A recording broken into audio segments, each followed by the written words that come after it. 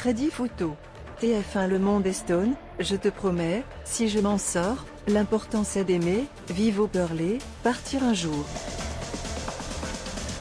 À regarder la programmation musicale des 2 premiers primes de la Star Academy, il y a de quoi s'étonner.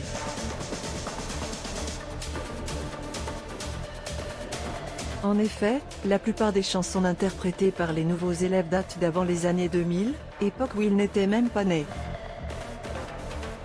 Seul tube rescapé de ces dernières années, Mon cœur d'Isia, Secret de Luan ou Decrescendo de l'Homme Pâle. Certains ont été également interloqués par la présence ce samedi de Richard Cocciante, 77 ans, venu interpréter son tube Le Coup de Soleil. Des choix qui peuvent paraître étonnants, mais que la production de l'émission assume pleinement. Quand on l'a annoncé au château, les élèves, poliment, ont eu une bonne réaction mais au moins 80% ne le connaissaient pas.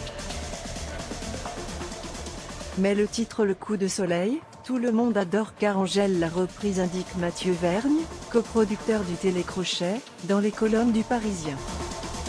Le player Dailymotion est en train de se charger. Mais on ne s'interdit pas pour autant d'inviter des personnalités qui viennent du monde urbain comme Grand Corps Malade. Nos collègues nous trouvent ringards, mais on assume. On exclut peut-être parfois un peu les jeunes, donc on se rattrape avec des tubes un peu plus récents, poursuit de son côté Mathieu Vergne, honnête face aux critiques.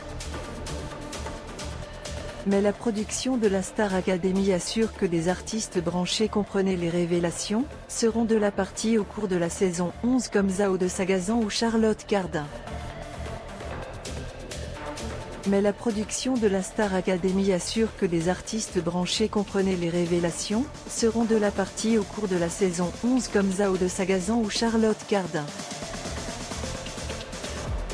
Avant, il y avait un seul tourne-disque dans la maison, et on avait Sardou dans la voiture.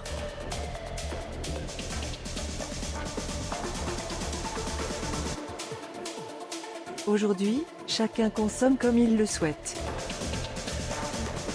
Les équipes préfèrent ainsi jouer la carte de la sécurité et s'assurer un plébiscite général. Notre curseur, ce sont les tubes les plus rassembleurs pour les personnes qui ont plus de 25-30 ans qui sont devant la télé. Clairement le parti d'être un peu une Madeleine de Proust et d'avoir 70% de chansons connues par tout le monde.